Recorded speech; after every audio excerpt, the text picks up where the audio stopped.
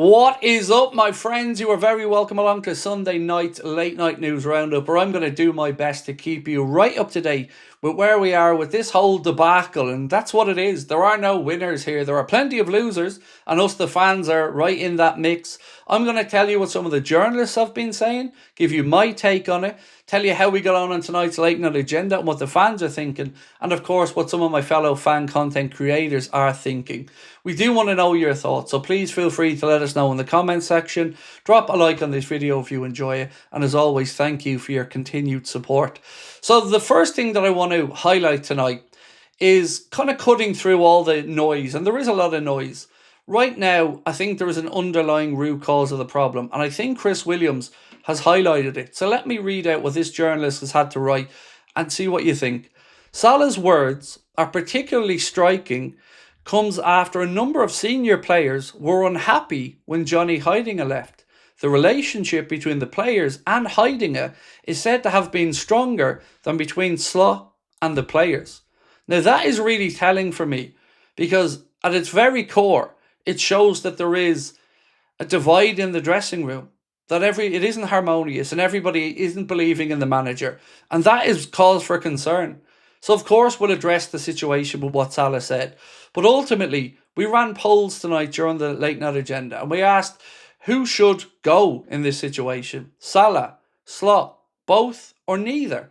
And they overlapped each other somewhat, but both was the overriding factor, that they think this situation needs both these gents to move on eventually.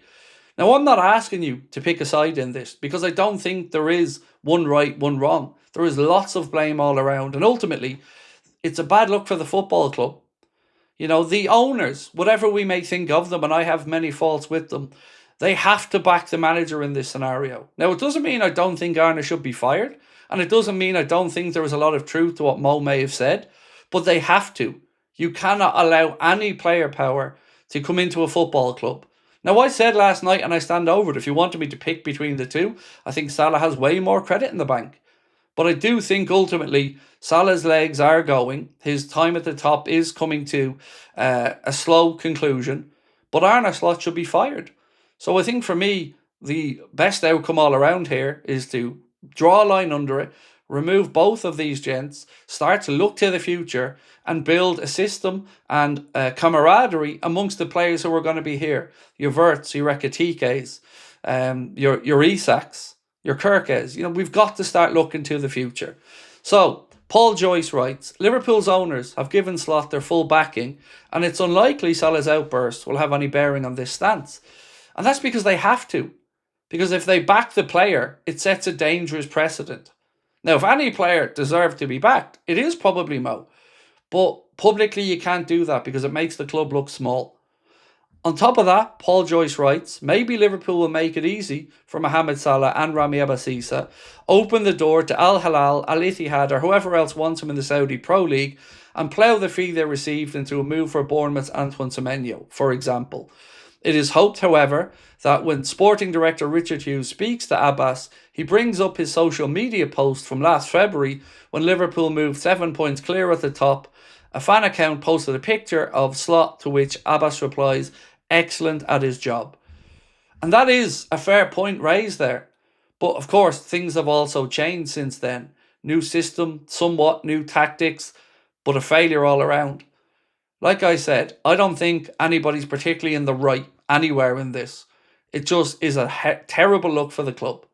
So, Ahmed Hassan Kuka, one of Mohamed Salah's teammates at Egypt, has said, as footballers, when we get benched, we feel deep sadness, frustration, and even a bit of depression. But we wait for the moment to come on, to make an impact, to show the coach why we deserve to start. That's the reality for most of us.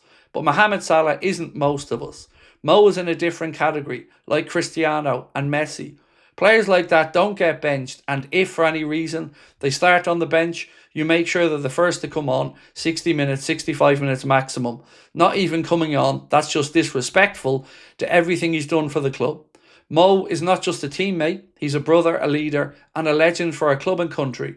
Brother, every situation in life is temporary. Moments like this pass. What stays is your greatness and your response.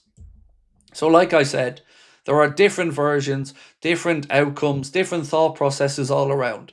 But here's my take on it.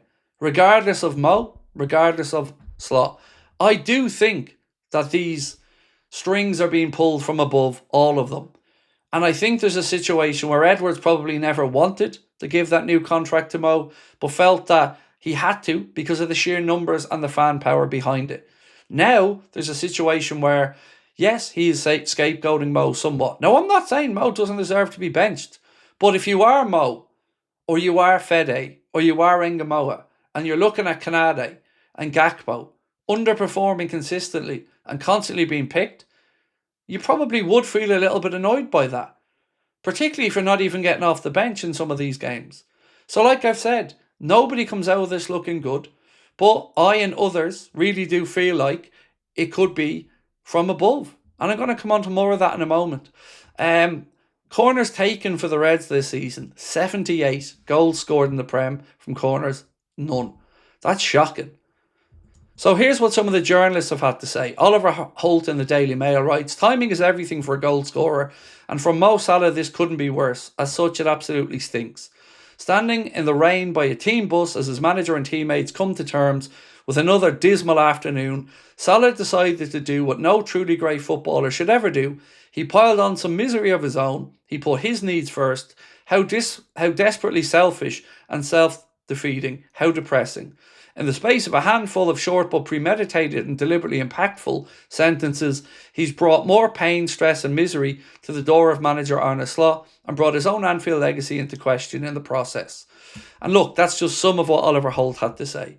James Pearce writes, of the previous occasion Mohamed Salah publicly vented his frustration over being relegated to bench duty at Liverpool, he limited himself to 7 words. If I speak, there will be fire.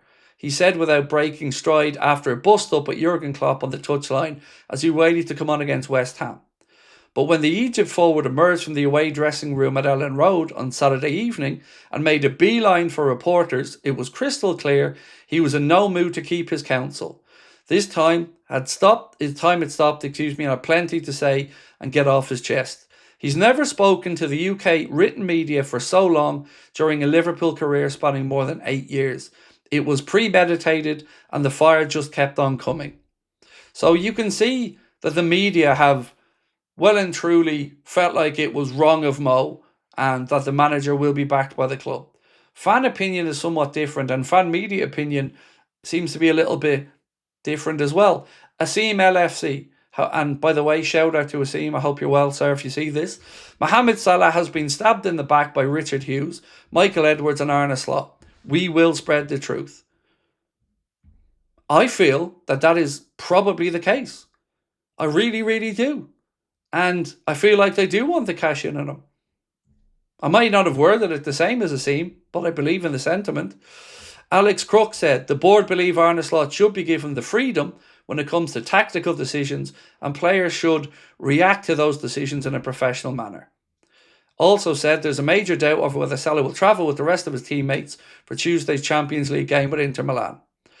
Anfield Sector posted, funny how some journalists have more to say about a Salah interview than our manager only winning 15 of his last 33 games. And we quote tweeted that to say, we've been telling people for years that the journalists covering the club are just PR mouthpieces. They don't have the balls to do what fan media do and they look down their noses at us. Because there is only a one side of this, always, from a lot of the written journalists around Liverpool. And that side is always to just parrot the club narrative. Now, I'm not saying who's right or wrong here, but the coverage of this has been very one-sided from those in and around Anfield. I think Melissa Reddy wrote wonderfully about this yesterday, and we spoke about that. Ben Spochak has said, Mohamed Salah for Liverpool this season. Most chances created with 28. Most big chances created 5. Second most big chances created 5. Most passes into the penalty area 40. Most touches in the penalty area 105. Second most successful take-ons 19. He's not the problem. And finally, Sami Mokbel of the BBC writes this. Sources with knowledge of the situation told BBC Sport that Salah's relationship with Salah is genuinely broken at present. They said he simply doesn't see a future at Liverpool with Salah as his manager. They also say that he has been irritated by a feeling that pundits or former players are putting forward a narrative that he is one of the main reasons Liverpool have struggled. Salah is said to feel that Salah has been influenced by that media commentary, yet he has not been played. The Reds arguably haven't played any better. We were told that Salah feels a different tactical approach this season, driven by the club's transfer dealings, isn't suiting him. Those sources were at pains to say how much Salah loves Liverpool and also how frustrated he's become at their struggles. So, as I've said, this feels untenable for both. And I don't have the answer. But I've seen some people try to say, you know, Craig, you said drop Salah and now you're saying you choose Salah over Salah. Two things can always be right at once. And this situation does stink to me. And I don't think there are winners in it. And again, we the fans are unfortunately stuck in the middle of it all. And all we want is a team pulling in the same direction, doing well, that we can support and get behind. So over to you guys now to have your say. And thank you for hearing me out. Always appreciate your support and we'll see you tomorrow. Much love.